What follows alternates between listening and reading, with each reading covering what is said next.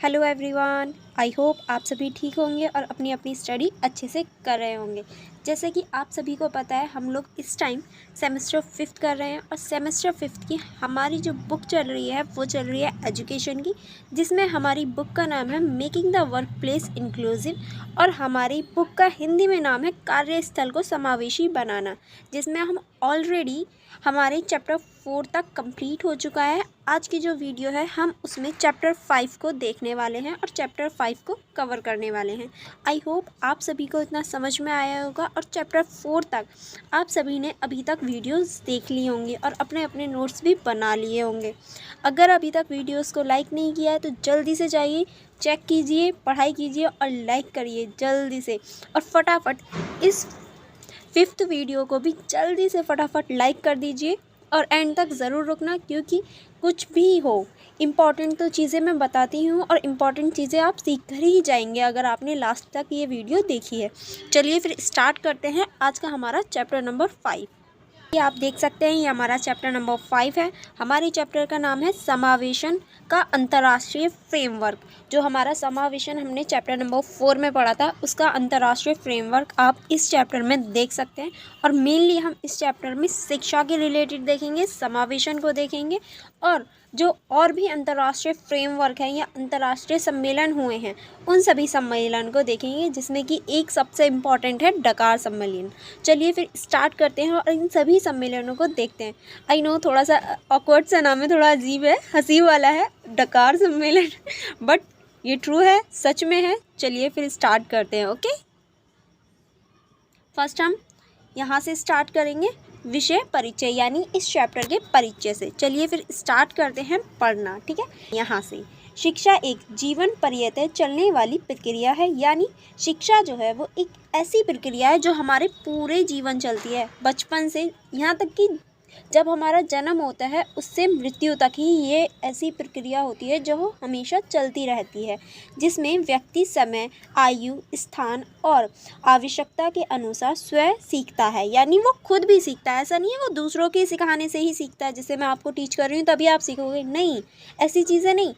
व्यक्ति खुद भी बहुत सारी नई नई चीज़ें सीखता है, वो भी एक शिक्षा और अध्ययन के अंतर्गत आता है। ठीक है, चलिए आगे बढ़ते हैं। और दूसरों को सिखाता है, सिखाता भी है, यानी दूसरों को भी सिखाता है। वो ऐसा नहीं है खुद ही खुद सीखता है, वो दूसरों को भी सिखाता है। सीखने व सीखने की इस प्रक्रिया का इतिहास मानव इतिहास से जितना ही पुराना है, यानी जितना हमारा मानव इतिहास है उतना ही पुराना सीखने की प्रक्रिया का भी इतिहास रहा है।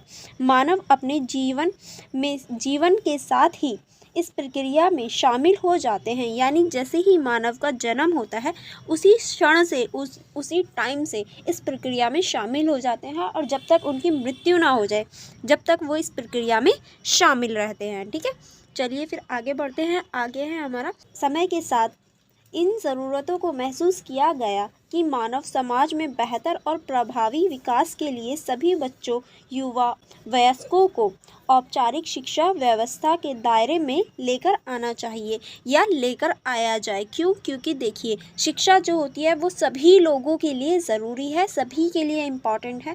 और शिक्षा एक ऐसी चीज़ है जो किसी भी मनुष्य, किसी भी मानव को एक अच्छी राह पर चलाती है और अच्छी जगह पहुँचाती है, और कोई भी परेशानी हो उससे निपटने में सहायतापूर्ण होती है और हमेशा इंसान को एक बेहतर इंसान बनाने में मदद करती है। पहले के लोग शिक्षित नहीं थे, पर अब के लोग हैं तो हम उनसे बेहतर हैं पहले के लोगों से, ये इसीलिए क्योंकि हम शिक्षित हैं और शिक्षा हमेशा बेहतर बनाने का प्रयास करती है। ठीक है, चलिए यहाँ से स्टार्ट करते हैं। समावेशन का अर्थ है कि समाज में ऐसा वातावरण हो जहाँ प्रत्येक व्यक्ति को उसकी क्षमताओं, योग्यताओं एवं आवश्यकताओं के अनुसार विधि क्रियाओं में सहभागिता करने का अवसर प्राप्त हो। यानी एक ऐसा वातावरण हो जहां वो अपनी क्षमताओं के अनुसार, योग्यताओं के अनुसार और आवश्यकताओं के अनुसार क्रियाओं में भाग ले सके, अपना योगदान दे सके तथा विकास करने की उपयुक्त और पर्याप्त स्थिति प्राप्त हो सके। यानी उसे भी विकास करने, आगे बढ़ने का उत्साह प्राप्त हो और उसकी स्थिति भी सुधरे, इसीलिए उसे भी ऐसे अवसर मिलने चाहिए। किसी भी बालक, युवा एवं वयस्क के साथ जन्म स्थान, रंग, शारीरिक व मानसिक क्षमताओं या भाषा आदि के आधार पर किसी भी प्रकार का भेदभाव न होना चाहिए। यानी कोई भी व्यक्ति हो, किसी का जन्म कहीं भी हुआ हो, जन्म स्थान हो, रंग हो, चाहे वो काला हो, गोरा हो, शारीरिक कैसी भी बनावट हो, और उसकी मानसिक क्षमता हो कैसी भी हो, या फिर उसकी भाषा कैसी भी हो, उसके साथ इन सारी चीज़ों के साथ भेदभाव नहीं होना चाहिए। ये गलत है। और जो पढ़े लिखे लोग हैं वो भी मानते हैं और वो ऐसा नहीं करते बिल्कुल भी। जो पढ़े लिखे लोग होते हैं वो इन सब चीज़ों को अवॉइड करते हैं और ऐसा समझते भी हैं कि रंग पर हो, चाहे जन्म के स्थान पर हो, किसी पर भी वो लोग भेदभाव नहीं करते। और एजुकेशन हमें यही सिखाती है कि सबको समान मानना। ठीक है, चलिए फिर आगे बढ़ते हैं। समावेशन विषय पर आयोजित किए गए अनेकानेक सम्मेलन एवं संधियों के अध्ययन करने के पश्चात समावेशन के फ्रेमवर्क में विषय यथार्थ निम्न तथ्य सामने आए हैं। यानी देखिए, जो हमारा समावेशन है उसके विषय में कौन कौन से तथ्य जोड़े गए हैं और वो कैसे जोड़े गए हैं। कैसे जोड़े गए हैं, बहुत सारे सम्मेलन हुए हैं, उनको पढ़कर, बहुत सारे संधियाँ हुई हैं उनको पढ़कर, इन सभी को पढ़कर हमें ये तथ्य मिले हैं समावेशन के इम्पॉर्टेंट। चलिए फिर इनको देखते हैं। फर्स्ट है हमारा, विश्व में सभी व्यक्ति समान हैं। यानी पूरे विश्व में जितने भी व्यक्ति हैं वो समान हैं। समावेशन यही मानता है कि विश्व के हर व्यक्ति समान हैं। नेक्स्ट है, सभी व्यक्तियों के लिए मानव अधिकारों की प्राप्ति सुनिश्चित होनी चाहिए। यानी सभी व्यक्ति हैं, चाहे वो बेशक लंगड़ा हो या फिर कोई भी उन्हें प्रॉब्लम हो, या फिर कोई भी ऐसा व्यक्ति है जो काला है, सभी के लिए जो मानव अधिकार हैं वो सभी के लिए प्राप्त होने चाहिए और सभी के लिए समान होने चाहिए। नेक्स्ट है हमारा, किसी भी व्यक्ति के साथ किसी भी स्तर पर या स्थिति में भेदभाव नहीं होना चाहिए। यानी कोई भी स्तर हो या कोई भी स्थिति हो, उसके साथ कभी भी भेदभाव नहीं होना चाहिए। नेक्स्ट है हमारा, शिक्षा सभी के लिए एक आधारभूत अधिकार है। यानी जो हमारी शिक्षा है वो सभी के लिए आधारभूत अधिकार है और उसे कोई भी प्राप्त कर सकता है। नेक्स्ट है हमारा, शारीरिक मानसिक अक्षमताओं वाले व्यक्तियों को उपयुक्त एवं पर्याप्त आधारभूत सुविधाओं वाले वातावरण की प्राप्ति होना उनका अधिकार है। यानी उन्हें एक सुविधाजनक वातावरण होना चाहिए, ये उनका अधिकार है। ठीक है, अब हम लोग नेक्स्ट चलते हैं। चलिए नेक्स्ट देखते हैं। वैश्विक व्यवस्था यथा यूनेस्को यूएनओ की अंतर्राष्ट्रीय स्तर पर समावेशन के लिए की गई हैं। यानी इनकी जो स्थापना की गई है वो समावेशन को बढ़ावा देने के लिए ही की गई है। राष्ट्रीय और अंतर्राष्ट्रीय स्तरों पर किए जा रहे सम्मेलन एवं विधियों के द्वारा सभी की शिक्षा प्राप्त करने की क्रियाओं में सहभागिता के लिए विश्व समुदायों में क्रियाकारी स्तर पर चेतना की शुरुआत की गई है। यानी उसको बढ़ाया गया है ताकि सब लोग उसे आगे ले जा सकें और सभी लोग उसमें भाग ले सकें और सभी लोग इस चीज़ को समझ सकें। ठीक है, आई होप आपको अभी तक इतना समझ में आया होगा। चलिए फिर आगे बढ़ते हैं। मुझे पता है थोड़ा बहुत साउंड आ रहा होगा क्योंकि इस टाइम शादियों का बहुत सीज़न है।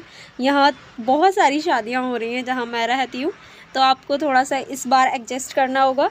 चलिए फिर हम आगे चलते हैं। आगे अब हमारा पॉइंट है मान का सम्मेलन, सालामान का ये इम्पॉर्टेंट सम्मेलन है। सालामान का थोड़ा नाम अजीब है बट इम्पॉर्टेंट है। चलिए फिर इसको पढ़ना स्टार्ट करते हैं। जून 1994 में 92 सरकारों के प्रतिनिधियों और 28 अंतर्राष्ट्रीय संगठनों ने मिलकर विशेष आवश्यकताओं की शिक्षा विषय पर विश्व सम्मेलन का आयोजन किया। यानी ये जो सम्मेलन है वो टोटली कितनी सरकारों ने, 92 सरकारों ने और 28 अंतर्राष्ट्रीय संगठनों ने मिलकर इसकी शुरुआत की थी। ठीक है, इस विश्व सम्मेलन का आयोजन सालामानका स्पेन में हुआ। यानी ये जो सम्मेलन है ये स्पेन में एक जगह है सालामानका, वहाँ हुआ था, जभी से इसका नाम सालामानका सम्मेलन रख दिया गया। इसीलिए इस सम्मेलन में स्वीकार की गई घोषणा पत्र को सालामानका सम्मेलन के नाम से जाना जाता है, क्योंकि ये स्पेन के सालामानका में हुआ था, इसीलिए इसे सालामानका सम्मेलन के नाम से जाना जाता है। ठीक है, आगे चलते हैं। इसमें व्यक्तित्व में साधारण विद्यालयों में ये विकलांग बालकों के अनुकूल तथा समावेशन को सुनिश्चित करवाने की बात की गई। यानी हमारा जो समावेशन है उसको सुनिश्चित करवाने की बात की गई और जो विकलांग बालक हैं उन्हें भी समान स्कूल में भेजने की बात को रखा गया। सालामान का सम्मेलन में यह कहा गया कि एक बालक की शारीरिक, बौद्धिक, सामाजिक, भावनात्मक व भाषिक आदि किसी भी स्थिति के आधार पर ध्यान दिए बिना सभी को विद्यालय में प्रवेश किया जाना चाहिए। यानी जो हमारे स्टूडेंट हैं उनके साथ ना तो शारीरिक उस पर, बौद्धिक उस पर, सामाजिक और किसी भी रंग रूप वगैरह किसी को भी लेकर भेदभाव नहीं करना है। सबको उनको एडमिशन देना है, किसी भी उस पर भेदभाव नहीं करना और विद्यालय में सबके लिए खुली जगह है, सब आ जा सकते हैं, मतलब सब एडमिशन ले सकते हैं, किसी के लिए कोई मनाही नहीं है। ठीक है।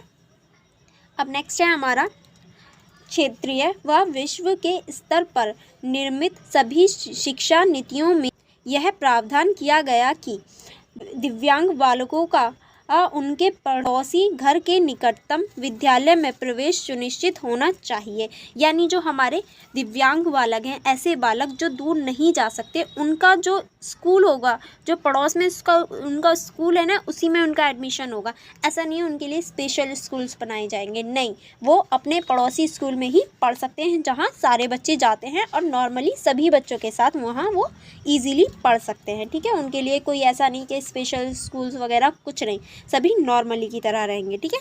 अब नेक्स्ट चलते हैं।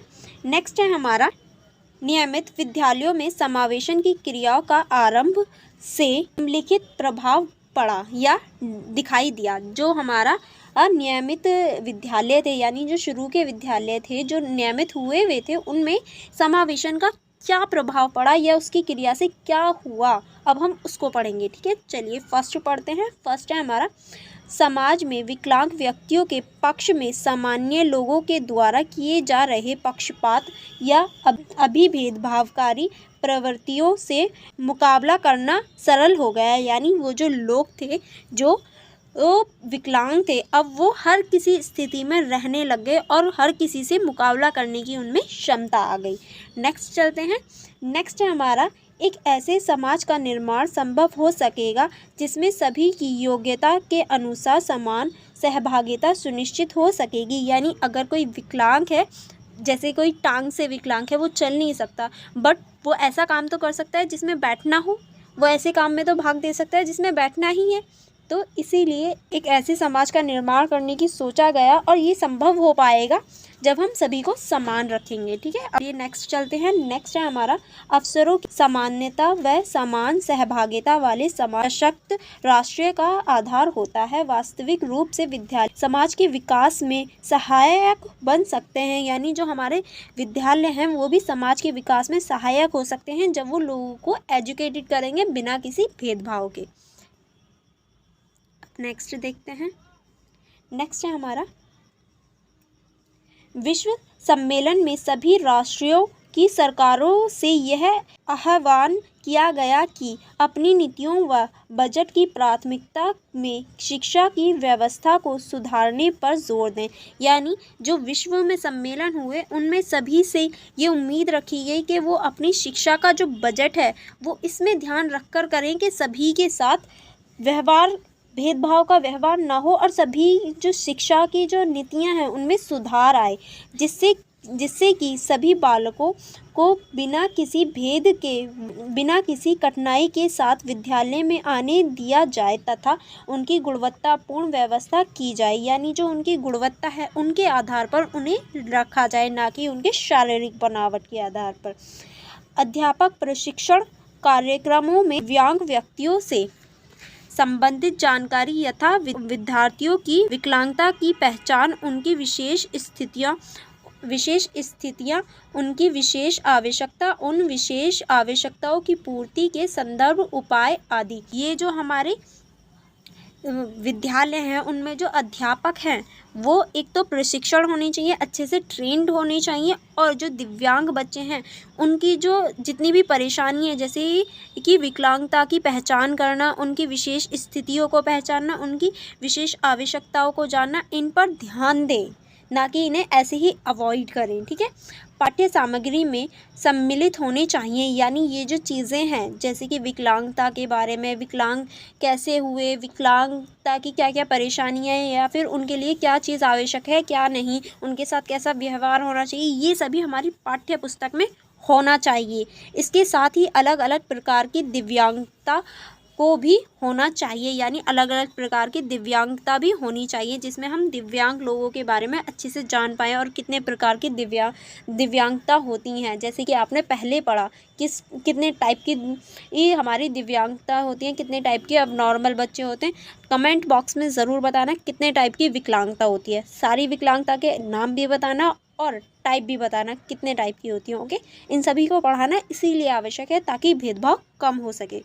इसीलिए हमारे स्कूलों या विश्वविद्यालयों ने इन्हें हमारे सिलेबस में डाला गया है। ठीक है, चलिए फिर स्टार्ट करते हैं। दिव्यांग विद्यार्थियों के हित के लिए निर्णय लेने की प्रक्रिया में उनसे जुड़े साथियों, उनके हित में कार्य करने वाले व्यक्तियों व उनके अभिभावकों आदि को सम्मिलित करना चाहिए।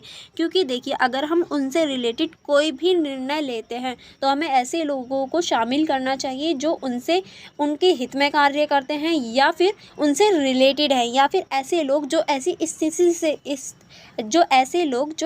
स्थिति से गुजर चुके हैं। क्योंकि हमें नहीं पता क्या क्या फेस करना होता है। जिन्होंने ऐसी चीज़ें फेस करी हैं या जो ऐसी चीज़ों में हेल्प करते हैं उन्हें अच्छे से पता होगा, ना कि हमें। तो उन चीज़ों के लिए हमें ऐसे लोगों की हेल्प लेनी चाहिए। ठीक है, अगर हम कोई भी नीति या कुछ भी बना रहे हैं ऐसे लोगों के लिए। ठीक है, विद्यालयों में कार्यरत अध्यापक वर्ग का भी विविध प्रकार की विकलांगताओं को संबोधित करने तथा उनसे संबंधित शैक्षणिक विधियों के अभ्यास के लिए विस्तृत एवं गहनतम प्रशिक्षण दिया जाना चाहिए। यानी जो टीचर्स होते हैं उनको भी एक अच्छे से ये सारी चीज़ें बतानी चाहिए कि अगर कोई विकलांग है उसके साथ कैसा बिहेव होना चाहिए या उसे किस किस चीज़ की आवश्यकता होती है या हमें कब हेल्प करनी चाहिए।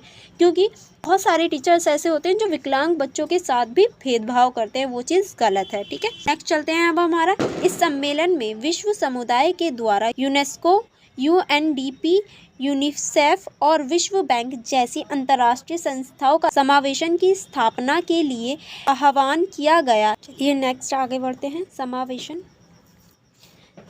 समावेशन की स्थापना के लिए यह सभी संस्थाएं वित्तीय एवं तकनीकी सहयोग व संसाधन प्रदान करेंगी। यानी जो हमारा समावेशन है उनके लिए ये जितनी भी संस्थाएं हैं ये उसके लिए वित्तीय और तकनीकी सहायता प्रदान करेंगी। इसीलिए इसको आगे बढ़ाने का प्रयास किया गया और इस पर थोड़ा जोर दिया गया। ठीक है, नेक्स्ट चलते हैं। नेक्स्ट है हमारा, जब भी सबके लिए शिक्षा की बात हो तब विशेष आवश्यकता वाले बच्चों की शिक्षा पर भी अवसर बात हो। यानी जब भी शिक्षा पर बात हो रही है तो विशेष आवश्यकता वाले जितने भी बच्चे हैं उनकी भी शिक्षा पर बात होनी चाहिए तथा शैक्षणिक प्रशिक्षण कार्यक्रमों को समावेशन की चर्चा से समृद्ध किया जाना चाहिए। यानी उन्हें भी बढ़ाना चाहिए। ठीक है, अब नेक्स्ट चलते हैं। नेक्स्ट है हमारा समावेशन विषय पर वृहद स्तर पर शोध कार्यों को प्रोत्साहित किया जाना चाहिए जिससे दिव्यांगों के विषय में सटीक व सत्य जानकारी प्राप्त हो सके। यानी जो हमारी जानकारी होनी चाहिए वो सटीक और सही होनी चाहिए। ठीक है, आई होप आपको अभी तक इतना समझ में आया होगा। चलिए फिर आगे बढ़ते हैं। समावेशन का अर्थ विशेष विद्यालयों की स्थापना करना नहीं है। यानी जो हमारा समावेशन है उसका बिल्कुल भी ये अर्थ नहीं है कि हम लोग क्या करें, विशेष विद्यालयों की स्थापना कर दें। नहीं, बिल्कुल भी नहीं, बल्कि इससे अभिप्राय सामान्य विद्यालयों को आधारभूत संरचना के स्तर विकलांग विद्यार्थियों के विशेष आवश्यकताओं के अनुसार बनाना है। यानी इसका सीधा अर्थ ये है जो समान विद्यालय हैं उन्हें ही एक ऐसी अच्छी सुविधा दें कि वो एक विकलांग विद्यालय के लिए भी अनुकूल हो सके। ठीक है, चलिए अब आगे बढ़ते हैं। नेक्स्ट है हमारा, इसके साथ ही यह सुनिश्चित होना चाहिए कि विद्यालय बालकों की आवश्यकताओं के अनुसार खुद ही फिट बन जाए। यानी खुद ही फिट बन जाए, ना कि बालकों को विद्यालय के अनुसार फिट होना पड़े, यानी ऐसा नहीं है कि बालकों को फिट होना पड़ रहा है विद्यालय के अनुसार, जो हमारे साथी हैं उन्हें फिट होना पड़ रहा है, नहीं, जो विद्यालय है वो फिट हो जाए बालकों के अनुसार। अगर कोई बालक है जो विकलांग है तो स्पेशल स्कूल की तरह वो फिट हो जाए विकलांग बालक, उसमें ऐसा स्कूल होना चाहिए। चलिए फिर आगे बढ़ते हैं। थोड़ी क्रैकर्स की आवाज़ आ रही है, आई नो, बट थोड़ा सा एडजस्ट करना पड़ेगा क्योंकि मैं पहले ही बता चुकी हूँ हमारे यहाँ बहुत सारी शादियाँ हो रही हैं, तो थोड़ा सा शोर तो होगा ही। चलिए फिर अब हम लोग नेक्स्ट देखते हैं। नेक्स्ट है हमारा सबके लिए शिक्षा। जो हमारी सबके लिए शिक्षा है उसको पहले पढ़ते हैं, ठीक है। चलिए फिर स्टार्ट करते हैं। इसमें हम लोग मेनली पढ़ेंगे जैमितीय सम्मेलन को। चलिए फिर स्टार्ट करते हैं जैमितीय सम्मेलन को पढ़ना। इस योजना की शुरुआत अंतर्राष्ट्रीय स्तर पर 1990 में हुई। इस कार्य के लिए अंत सरकारी संस्थाओं के मध्य सहयोग हुआ, यानी कि जो हमारा जैमितीय सम्मेलन है उसकी जो शुरुआत हुई वो अंतर्राष्ट्रीय स्तर पर हुई। और कब हुई? 1990 के दशक में। वर्ष 1990 में अंतर्राष्ट्रीय शिक्षा दिवस के अवसर पर 5 अंतर्राष्ट्रीय संस्थाएं व 150 राष्ट्रीय व अन्य सरकारी व अन्य गैर सरकारी संगठनों के साथ प्रतिनिधियों के साथ जैमितीय थाईलैंड में 1990 में शिक्षा पर विश्व सम्मेलन का आयोजित हुआ। यानी जो हमारा जैमितीय सम्मेलन है वो कहाँ हुआ? वो हुआ था थाईलैंड के जैमितीय में, इसीलिए इसका नाम जैमितीय सम्मेलन रख दिया गया, ठीक है। अब चलिए फिर इसका नेक्स्ट पॉइंट पढ़ते हैं। नेक्स्ट पॉइंट है, ये हमारा फर्स्ट पॉइंट था, अब नेक्स्ट पॉइंट ऊपर है, ठीक है। चलिए अब हम नेक्स्ट पॉइंट पढ़ते हैं। विश्व इतिहास में गरीबी को हटाने, असमानता को समाप्त करने, नवीन अवसरों का सृजन करने तथा बच्चों, युवा एवं वयस्कों की अधिगम आवश्यकताओं की पूर्ति हेतु कार्य योजनाओं का निर्माण करने के लिए एक सशक्त आधार की आवश्यकता थी। इस आधार का निर्माण जैमिति में आयोजित विश्व शिक्षा सम्मेलन में हुआ। यानी शिक्षा को बढ़ाने के लिए जो हमारे बुजुर्ग हैं, बच्चे हैं, युवा हैं, सभी के लिए आवश्यकता है, उसको बढ़ाने का काम भी जैमिति सम्मेलन ने किया, ठीक है। यह विश्व शिक्षा सम्मेलन राष्ट्रीय की संकल्पना शांति को दिखाने वाला एक ऐतिहासिक प्रदर्शन है। यानी ये विश्व में शांति स्थापित भी करेगा और सभी को शिक्षा भी प्राप्त करेगा। और जब शिक्षित होंगे सब लोग तो शांति स्थापित तो अपने आप हो जाएगी, क्योंकि कोई भी लोग बेफालतू की लड़ाई नहीं चाहते और शिक्षित लोग बिल्कुल भी नहीं, ठीक है। चलिए आगे बढ़ते हैं। आगे हम पढ़ना स्टार्ट करेंगे। यहाँ आधारभूत अधिगम आवश्यकताओं को संबोधित करने का अर्थ था। यानी इसमें जो हमारा जैमितीय सम्मेलन हुआ था उसमें आधारभूत जो अधिगम था उसकी आवश्यकताओं को संबोधित करने का अर्थ सीधा सीधा ये था। चलिए अब इसके अर्थ को पढ़ लेते हैं। पूर्व बाल्यावस्था में देखभाल व विकास के लिए अवसर व संसाधनों की उपलब्धि होना। यानी जो हमारे पूर्व बाल्यावस्था होती है उसमें जो संसाधन होते हैं उनकी उपस्थिति होना सही से। नेक्स्ट है हमारा विद्यालय के भीतर और बाहर के विद्यार्थियों के लिए प्रासंगिक एवं गुणवत्तापूर्ण प्राथमिक विद्यालय शिक्षा का प्रावधान होना। यानी जो विद्यालय में है और जो विद्यालय के बाहर है उन सभी के लिए प्राथमिक शिक्षा होना, उपलब्ध होना, ठीक है। हम नेक्स्ट है हमारा युवा एवं वयस्कों के लिए समान शिक्षा प्रक्रिया, साक्षरता, आधारभूत ज्ञान एवं जीवन कौशलों का प्रशिक्षण होना। यानी जो हमारे जीवन कौशल हैं उन सभी का, युवा हो या वयस्क हो, सभी के लिए सारी चीज़ें समान होना, ठीक है। नेक्स्ट चलते हैं अब हम सभी के लिए शिक्षा पर। जैमितीय सम्मेलन में वैश्विक पत्र के लिखित दस्तावेजों की प्रस्तावना में यह कहा गया कि विश्व के राष्ट्रों ने मानव अधिकारों की सार्वभौमिक घोषणा करते हुए कहा है कि सभी को शिक्षा प्राप्त करने का अधिकार है। यानी जितने भी लोग हैं, चाहे वो वयस्क हों, युवा हों या बालक हों, सभी के लिए शिक्षा प्राप्त करने का अधिकार है। और ये बात किस में कही गई है? ये बात कही गई है जैमितीय सम्मेलन में, ओके। चलिए फिर आगे बढ़ते हैं। आगे अब हमारा दे रखा है इस सम्मेलन का समन्वय स्तर। अब इस समन्वय स्तर क्या है? चलिए फिर इसको पढ़ते हैं। फर्स्ट है, हम हम कहते हैं कि शिक्षा समस्त विश्व के सभी उम्र की महिलाओं एवं पुरुष का आधारभूत अधिकार है। यानी इन लोगों का मानना है जो शिक्षा है वो पुरुष और महिला दोनों के लिए आधारभूत अधिकार है। नेक्स्ट है हमारा, हम समझते हैं कि शिक्षा अंतर्राष्ट्रीय सहयोग, सहनशीलता, सामाजिक व आर्थिक प्रगति में सहयोग तथा सुरक्षा वह व्यस्त वातावरण के सृजन में सहायता देती है। यानी जो हमारा सहनशीलता है, सामाजिक, आर्थिक जितनी भी हमारी प्रॉब्लम है उन सब में सहनशीलता प्राप्त करती है और उन सबको सहने की भी हमें एक पावर देती है जो हमारी शिक्षा है। ठीक है, अब नेक्स्ट चलते हैं। नेक्स्ट है हम जानते हैं कि शिक्षा व्यक्तिगत एवं सामाजिक उन्नति के लिए परम आवश्यक है। यानी जो हमारी शिक्षा है वो व्यक्तिगत सामाजिक भी उन्नति के लिए एक बहुत इम्पॉर्टेंट रोल निभाती है। नेक्स्ट है हम पहचानते हैं कि प्राथमिक शिक्षा, उच्च शिक्षा, वैज्ञानिक एवं तकनीकी साक्षरता का आधार है। परंपरागत ज्ञान व देशीय सांस्कृतिक विरासत के विकास को परिभाषित व उन्नत करने का सशक्त आधार है। आई होप आप सभी को इतना समझ में आया होगा। चलिए फिर आगे बढ़ते हैं, आगे समझते हैं। आगे अब हम देखेंगे हमारा डकार सम्मेलन जो है। ठीक है, चलिए फिर इसको पढ़ना स्टार्ट करते हैं। सबके लिए शिक्षा 2000 डकार सेनेगल के सम्मेलन सर्वसम्मति से इसलिए निम्नलिखित मुख्य उद्देश्य स्वीकार किए गए। यानी डकार सम्मेलन जो था उसमें कुछ उद्देश्य स्वीकार किए गए यानी माने गए। अब वो कौन कौन से उद्देश्य हैं, चलिए फिर उनको स्टार्ट करते हैं। फर्स्ट है हमारा आधारभूत आवश्यकताओं की पूर्ति। यानी जो हमारी आधारभूत आवश्यकता है उनकी किस प्रकार से पूर्ति हो सके और क्यों पूर्ति होना आवश्यक है। चलिए फिर इसको पढ़ना स्टार्ट करते हैं।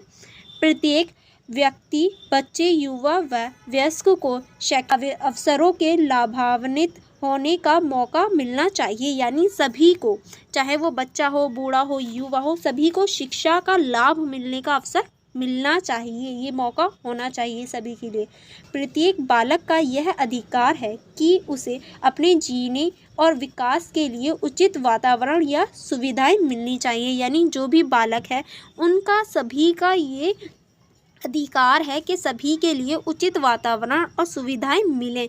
अगर आपके साथ ही ऐसा हो कि आपको उचित वातावरण ना मिले, सही वातावरण ना मिले और ना ही आपका विकास हो पाए तो आपको क्या बुरा नहीं लगेगा? ये आपके जो मानव अधिकार हैं उनका हनन है। इसीलिए सभी बच्चों के लिए ये आवश्यक है, चाहे वो विकलांग हो या नॉर्मल हो। ठीक है,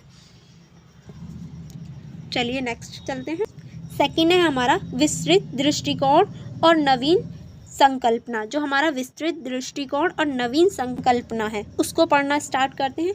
सबके लिए शिक्षा 2000 सम्मेलन में यह बात बहुत सशक्तता के साथ स्वीकार की गई है कि वर्ष 2015 तक सभी बालकों, विशेष रूप सभी लड़कियों, वंचित वर्ग के बालक तक किसी भी प्रकार की अक्षमता से ग्रस्त बालकों को पूर्वतः निःशुल्क व अनिवार्य शिक्षा दी जाएगी।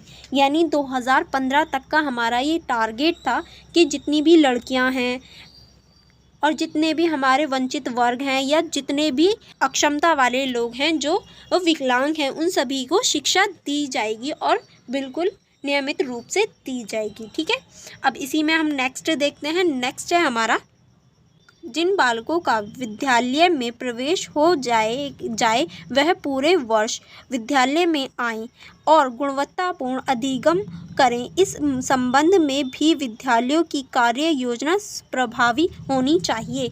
यानी जिन बच्चों का एडमिशन हो जाए, ऐसा नहीं सिर्फ एडमिशन करवा दिया, नहीं, वो पूरी साल विद्यालय आने भी चाहिए और ऐसी योजना बनानी चाहिए विद्यालय को कि वो स्कूल आने के लिए उनका मन करे, वो पढ़ना चाहें। ऐसी नई नई योजनाओं की खोज करनी चाहिए और ऐसी नई नई योजना बनानी चाहिए। ठीक है, अब नेक्स्ट चलते हैं। नेक्स्ट है हमारा सार्वभौमिक पहुंच और समता का विस्तार।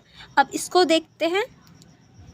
सभी बालकों, युवा एवं वयस्कों को अनिवार्य रूप से व्यावसायिक कौशल, व्यवहारिक अभिवृत्तियों का विकास करने तथा योग्य के अनुरूप अपनी अधिगम आवश्यकताओं को पूरा करने के लिए उपयुक्त एवं पर्याप्त अवसर प्रदान प्रदान करवाए जाएं, यानी उन्हें हर चीज़ के अवसर प्रदान किए जाएं, चाहे वो बालक हों या बालिका हों, सभी को आगे बढ़ने का अवसर दिया जाए। ठीक है। जो बच्चे किसी कारणवश बाल प्राकृतिक आपदा आदि अन्य किसी भी कारण से विद्यालय या महाविद्यालय छोड़ देते हैं, उनकी अधिगम आवश्यकता अधूरी रह जाती है, यानी जो उनकी एजुकेशन है वो अधूरी रह जाती है क्योंकि वो बीच में ही छोड़ देते हैं। तो उनकी जो एजुकेशन है उनको बढ़ाया जाए। कैसे? ऐसे बालकों की शिक्षा अवस्था के लिए विशेष प्रावधान किए जाने चाहिए, यानी जो ऐसे बालक होते हैं जो बीच में ही अपनी एजुकेशन छोड़ देते हैं किसी भी कारण से, तो उनकी शिक्षा को आगे बढ़ाने के लिए विशेष प्रावधान होने चाहिए। ठीक है। अब हम लोग नेक्स्ट चलते हैं। नेक्स्ट है हमारा 4th पॉइंट। चलिए अब हम इसको देखते हैं। 4th पॉइंट को हमारा 4th पॉइंट है उसको पढ़ना स्टार्ट करते हैं। इस सम्मेलन की रिपोर्ट में यह बताया गया कि इस रिपोर्ट के तैयार होने तक समस्त विश्व में 880 मिलियन लोग आज भी असाक्षर हैं, यानी तक ये रिपोर्ट तैयार नहीं हुई थी अधिगम के केंद्रों वाली, तब तक ये माना गया कि अभी भी 880 मिलियन ऐसे लोग हैं असाक्षर हैं, यानी पढ़े लिखे नहीं। इस संख्या में शीघ्रता से कमी लाने के लिए यह स्वीकार किया गया कि वर्ष 2015 तक वयस्क साक्षरता दर में 50% तक की सुधार हो जाए, यानी ये माना गया कि जब तक ये आंकड़ा इतना बड़ा है उसको सुधार करने के लिए उसकी अक्षरता जो हमारी पढ़े लिखे लोग नहीं हैं उनको कम करने के लिए 2015 तक का ये हमारा लक्ष्य था कि 50% जितने भी 50% लोग हैं उनको कम कर दिया जाए, यानी उन्हें शिक्षित किया जाए, यानी उन्हें शिक्षा दी जाए। ठीक है। नेक्स्ट चलते हैं। अब हमारा नेक्स्ट है हमारा शिक्षा प्रक्रिया में प्रशिक्षित अध्यापक को शामिल किया जाए, यानी ये जो हमारी शिक्षा प्रक्रिया होगी जिसमें हम लोगों को एजुकेट करेंगे उसमें एक अच्छे और पढ़े लिखे ऐसे टीचर पढ़े लिखे ही होते हैं, बट ऐसी सोच वाले और ऐसे प्रशिक्षण वाले जो लोगों को आगे बढ़ाने का काम करें, ना कि पीछे खींचने का। क्योंकि अगर कोई बुजुर्ग आदमी की स्कूल में जाएगा पढ़ने, सभी जो टीचर्स होंगे ना वो भी उसे पीछे खींचने का कार्य करेंगे कि नहीं तुम पढ़ के क्या करोगे, ये है वो है, बट कुछ ही टीचर्स होंगे जो उन्हें मोटिवेट करेंगे। तो ऐसे ही कुछ ही टीचरों की आवश्यकता है जो पीछे खींचे उनकी नहीं, जो आगे लेकर जाएं उनकी। ठीक है। अब हम नेक्स्ट पॉइंट देखेंगे, हमारा पॉइंट नंबर 5, प्राथमिक शिक्षा का अर्थ और क्षेत्र का विस्तार। जो हमारी प्राथमिक शिक्षा है उसका क्या अर्थ है और उसके क्षेत्र का किस तरह से विस्तार हो सकता है। चलिए फिर इसको पढ़ते हैं। वर्ष 2005 तक शिक्षा में लिंग भेद को न्यूनतम करने के लिए ये उपाय किए गए तथा 2015 तक शिक्षा के क्षेत्र पूर्ण लिंग समता का उद्देश्य प्राप्त करने का निश्चित किया गया, यानी जो हमारा 2005 तक ये देखा गया कि लिंग भेद बहुत ज़्यादा है शिक्षा में, लड़की को नहीं पढ़ाते लड़के को पढ़ाते, तो इस चीज़ को कम करने के लिए 2015 टारगेट रखा गया और ये हुआ भी है। अब लड़कियों को पढ़ाते भी हैं अकॉर्डिंग टू पहले बहुत कम पढ़ाते थे, पहले तो लड़कियों को पढ़ाना ही बेफजूल समझते थे, बट अब थोड़ी सी जागरूकता हुई है कि नहीं, अगर लड़की पढ़ी लिखी होगी तो घर को अच्छे से लेकर चलेगी और अपने बच्चों को भी अच्छा इंसान बनाएगी। अदरवाइज़ बहुत से लोग अब भी यही कहते हैं कि पढ़ लिख कर भी तो खाना ही बनाना है। खाना बनाना वो इम्पॉर्टेंट नहीं है, ये इम्पॉर्टेंट है कि वो आगे वाली जनरेशन को क्या सिखाती है, क्योंकि ये सच बात है जितना पापा और दादी दादा और जितने भी लोग हैं नहीं सिखा सकते जितना एक माँ सिखा सकती है, क्योंकि बच्चा हमेशा माँ के पास रहता है। तो माँ को एजुकेट होना चाहिए ताकि वो अच्छी बुराई चीज़ें बच्चे को सिखा सके और जो आगे वाली जनरेशन है वो भी अच्छी हो सके, पिछली जनरेशन से और अच्छी जनरेशन बने। ठीक है। चलिए फिर स्टार्ट करते हैं। लड़कियों के लिए केवल विद्यालयों में प्रवेश सुनिश्चित करना ज़रूरी नहीं है, मतलब लड़कियों के लिए सिर्फ विद्यालय में प्रवेश सुनिश्चित कर दिया क्या है, हाँ चलो लड़कियां पढ़ेंगी, ये इतना काफ़ी नहीं है, बल्कि लड़कियों की शिक्षा में आने वाली बाधा, असुरक्षित वातावरण, अध्यापकों का पक्षपातपूर्ण व्यवहार आदि को खत्म करने के प्रयास करना हेतु तभी लड़कियों की शिक्षा पूर्ण हो पाएगी। यानी देख, लड़कियों के लिए ये कह देना कि हाँ ठीक है तुम भी जा सकती हो स्कूल, ये काफ़ी नहीं है, क्योंकि हमारा जो समाज है वो ऐसा नहीं है कि हाँ चलो स्कूल लड़कियां जा रही हैं जाने दो, नहीं, वो वहाँ का वातावरण बिगड़ेगा कि नहीं भैया लड़कियां आएंगी तो लड़के तो छेड़ेंगे। गलत बात है, क्यों छेड़ेंगे भाई? ये जो वातावरण है ये समाप्त होना चाहिए। और जो हमारे अध्यापक होते हैं, जो टीचर्स होते हैं, उन्हें भी लड़कियों को बढ़ावा देना चाहिए। ना कि कुछ टीचर्स ऐसे होते हैं वो बोलते हैं अरे लड़की है क्या करेगी, खाना ही तो बनाना है, पढ़ लिख कर भी खाना बनाएगी, बिना पढ़े भी खाना ही बनेगी, तो क्यों पढ़ रही है? तो ऐसे अध्यापक ना हो। क्यों पढ़ना चाहिए? क्योंकि लड़कियां आगे चल के जो आगे वाली जनरेशन है उसको बनाना और बिगाड़ना सब कुछ लड़कियों के हाथ में होता है, लड़कों के इतना नहीं होता, क्योंकि वो बाहर जाते हैं, काम करते हैं, आते हैं, थक जाते हैं। भाई जितना बच्चे लड़कियों के पास रहते हैं उतना किसी और के पास नहीं रहते, अपनी माँ के पास सबसे ज़्यादा रहते हैं, तो उनको शिक्षित करना भी ज़रूरी है। ठीक है, नेक्स्ट पॉइंट चलते हैं। अब हमारा नेक्स्ट पॉइंट है पॉइंट नंबर 6। चलिए फिर इसको स्टार्ट करते हैं। अधिगम के लिए वातावरण का निर्माण और विस्तार। हमारा अधिगम है यानी लर्न करने की क्षमता है, जो हमारी शिक्षा है उसके लिए वातावरण का निर्माण और विस्तार किस तरह से होना चाहिए। चलिए अब हम इसको स्टार्ट करते हैं कि किस तरह से हम अपने वातावरण का निर्माण और विस्तार कर सकते हैं। अधिगम आवश्यकताओं की पूर्ति के लिए 3 स्तरों पर सुनिश्चितता की जाएगी। साक्षरता के स्तर पर, अंक गणित के स्तर पर तथा अन्य जीवन कौशल के स्तर पर। यानी इन तीनों स्तर पर हम साक्षरता को देख सकते हैं और सुनिश्चित कर सकते हैं। ठीक है, चलिए फिर आगे देखते हैं। प्रक्रिया को प्रत्येक स्तर पर इतना अच्छा बनाया जाएगा कि विद्यार्थी विद्यालय आने के लिए उत्सुक हो तथा वह स्वयं बिना किसी दबाव के अध्ययन करना चाहें। यानी जो हमारे स्कूल्स हैं उन्हें इतना अच्छा होना चाहिए कि हमारे जो बच्चे हैं वो खुद स्कूल जाएं, ना बिना किसी दबाव के, बिना किसी माता पिता के दबाव के, तो नहीं तुम स्कूल जाओ ये करो, नहीं।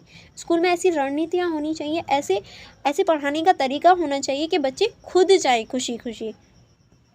जैसे कि छोटे बच्चे होते हैं, छोटे बच्चे को अगर हम गेम्स के रूप में पढ़ाएं तो वो अगले दिन आने के लिए तैयार रहते हैं कि हाँ हम अगले दिन भी गेम खेलेंगे, चलिए मज़ा आएगा अगले दिन। जैसे कि काउंटिंग सिखानी, चलो बच्चों हाँ आप एक बच्चा आओ और सारे बच्चों को काउंट करके बताओ कितने बच्चे हैं, और वो बता दे सच में इतने बच्चे हैं, वाह तुम तो बहुत इंटेलिजेंट हो। तो उनके साथ ऐसा बिहेव करना ताकि वो अगले दिन भी आए।